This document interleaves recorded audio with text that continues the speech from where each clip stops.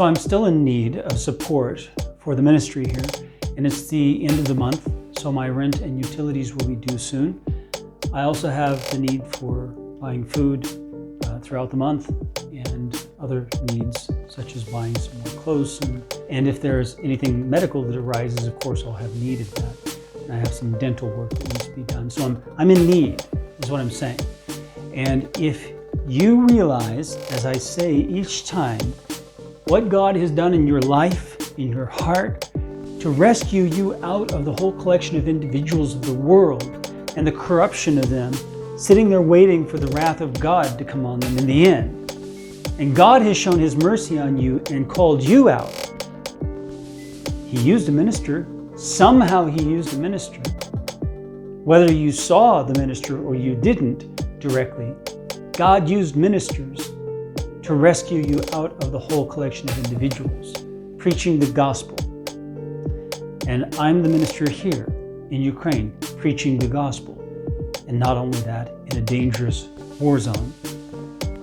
It's been a year. I've been here a year, okay? Because I didn't leave. And I didn't come here after the invasion. I was here before. And I remained here. I just changed what I was doing when the invasion happened, like how I was doing things. Spent 5 months living in a refugee dwelling with refugees in a city where a lot of refugees went to and ministered to them. And now I'm back in my city since then and ministering here. So the links are down below in the description as usual, and consider with God how much you should give to help support the ministry so that others can hear the gospel and also have the opportunity to know that they must flee the whole collection of individuals into the arms of the Lord. Now on with the lesson.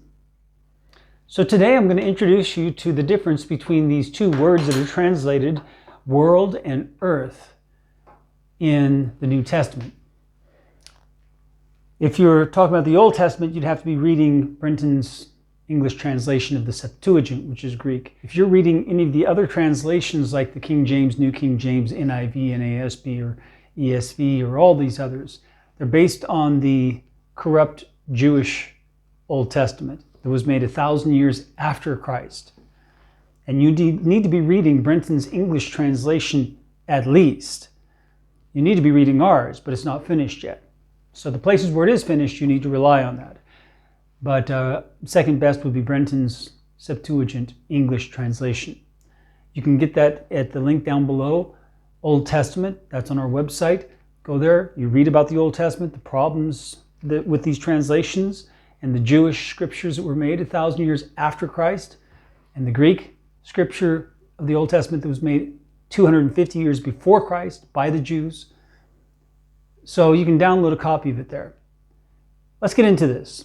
So from the Greek, you got two words. You got the word for world, as it's translated in most of them, and you got the word for earth. Okay? We're going to have a close look at those. So the word for earth is gay, but it means much more than earth, and we'll get into that. Whereas world is cosmos, and it's not the same as the English word cosmos. We use cosmos to mean the universe, or the physical or visible universe. Whereas cosmos in Greek means a whole collection of individual things. It can be referring to anything. In the case of the New Testament, though, when it says the world, you must replace that with this phrase, the whole collection of individuals, because it's referring to all the people, all right? Excluding, of course, those called out of. That's ecclesia, the church. It's a word that means called out of, kaleo, ecclesia, called out of. All right, so that means the church. That's translated the church, which isn't a good translation either. But okay, that's what it is. It's a collection of individuals who've been called out of the whole collection of individuals, the cosmos. So we need to understand world in those terms. When it says world, it doesn't mean the physical world. It doesn't mean trees, it doesn't mean plants, doesn't mean animals, and it doesn't mean rocks or the ocean or any of that. It means people. It means all the people especially outside of the church. When we talk about gay, that can mean either the earth. Rarely does it mean the whole earth. Very rarely does it mean the whole earth. So it's mistakenly translated as sometimes as the inhabited earth. But there's a whole nother word for that comes from the word dome, which means a dwelling place or place of habitation. So gay doesn't really mean that. Gay does mean either the whole earth, or it could mean, and that's physical, or it could mean the land, like country, or geographic unit, from these mountains to the sea, or it could be these boundaries that are political boundary, ruled by this king, or it could refer to the land where things are grown and people live, like the physical land, literally soil. And what it means at its root is soil. So at its bare meaning, gay means soil. Now, it by extension then means these other things, like country or geographical land with barriers, or the whole world. So if you know that, then when you read the scriptures and you come across the word earth, you know that it doesn't always mean the earth, like our concept of the earth. It rarely means that. Usually it doesn't mean that. So you need to check first to see if it can mean soil. If soil makes sense, even if it's different from what you thought about that passage. If soil makes sense, that's what it means. Because that's the literal meaning. You must take the literal meaning first and foremost. If the literal meaning does not make sense of the passage, not in the sense that it doesn't make sense in what you have known in the past, does it make sense in a logical way? It may mean something different than what you understood that passage to mean. That doesn't mean it doesn't make sense. That means it makes sense, a different sense than what you knew that passage to be. And in that case, you have to reevaluate your understanding of that passage, because it must be literal first and foremost.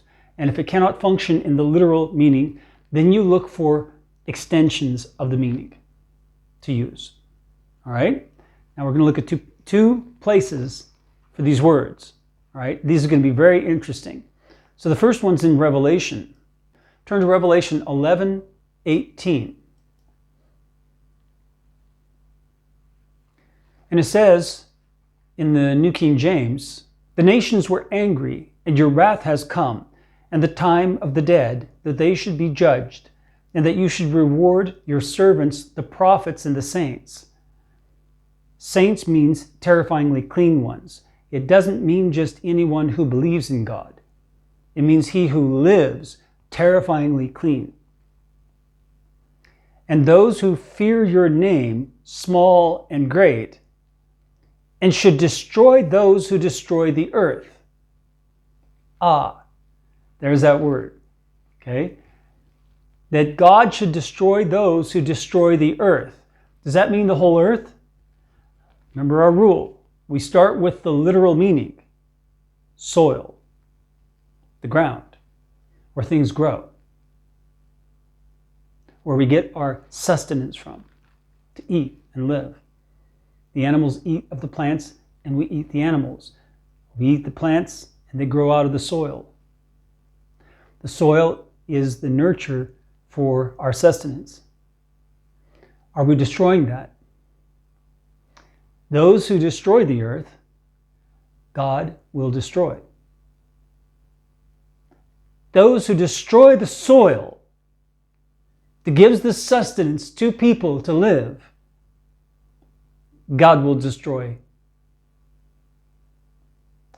Now it makes a lot more sense. It's not about the earth in general, something ambiguous and vague and distant. It's about the soil right here where you live. Are you destroying that soil so that it doesn't yield as much fruit, yield as many vegetables, so that animals don't have as much to eat, so that humans do not have as much to eat, or the food that they're getting is not as nutritious? Are you destroying the soil? All right? Interesting, huh? When you apply this. Now, the other passage we're going to look at has cosmos in it. And it's a very famous passage in 1 John chapter 2, verse 15. So young Christians, when they read this passage, they're quite confused. It says, do not love the world or the things in the world. Okay? This is something that sounds like you're not to love the trees and the mountains and the rivers and the sky and the stars and the animals and the plants, and that it doesn't mean people. That it means everything but people. Sounds like it means the physical world. Do not love the world or the things in the world. If anyone loves the world, the love of the Father is not in him. And we just read that God will destroy those who destroy the soil. Well, how does that work with this understanding of this being the physical world?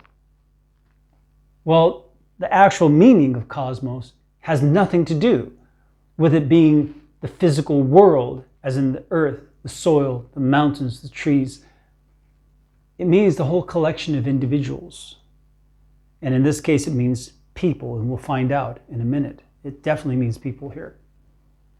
Do not love, and let's substitute that, all right? Do not love the whole collection of individuals or the things in the whole collection of individuals. If anyone loves the whole collection of individuals as a collection, the love of the Father is not in him. For all that is in the whole collection of individuals, and then it gives 3 categories of things that are in the whole collection of individuals. The lust of the flesh, the lust of the eyes, and the pride of life. That's it. Everything in the whole collection of individuals can be categorized into one of these 3 things, and 2 of them are lusts and 1 of them is pride. For all that is in the whole collection of individuals, the lust of the flesh, the lust of the eyes, and the pride of life is not of the Father, but is of the whole collection of individuals. So everything in that whole collection of individuals who are not in the church that was called out of them is from them, not from the Father. That's what he just said. Everything, for all that is in them, is not of the Father, but is of them. And they are passing away. The whole collection of individuals is passing away. And the lust of it, the lust of them. But he who does the will of God abides forever.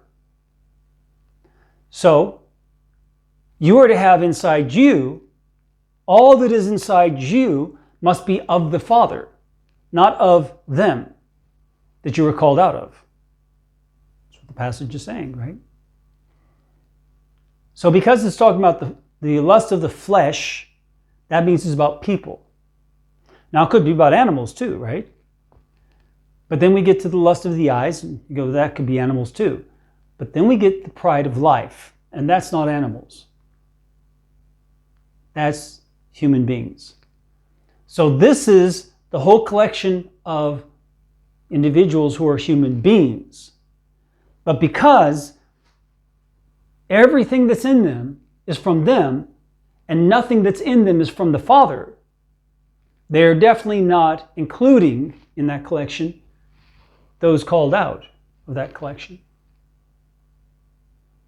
So it's important to understand these 2 words, earth and world, that are badly translated at best in your translations, if not outright mistranslated or purposely mistranslated in some cases. So keep those 2 words in mind as you read the scriptures, especially the New Testament, and as you read the Old Testament translation to English from the Septuagint that comes from Greek as well. May the Lord bless you as you seek him with all your heart.